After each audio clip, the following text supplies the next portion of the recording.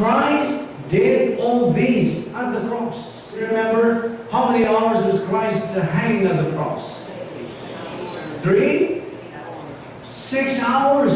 Gikan sa alas 9, isabot ka angkol sa alas 3 sa palis.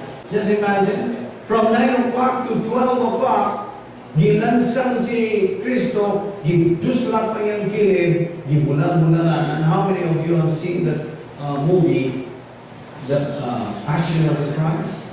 Mas grabe pa ang description yun sa balang kasulatan sa naitabuog ni Kristo. Ginuwaan nila, gibukbok nila, gibunalan nila, nagbuba na yung naong apalwagin siya mo yung ang muruin sa akin. Wagin. Gikan sa alas 9, bingat sa alas 12, wagin siya mo ang buo. Huwag balik kayo. Ang kinagrabihan, di ay na experience ni Kristo, mo kagong alas 12, hangtod sa alas 3.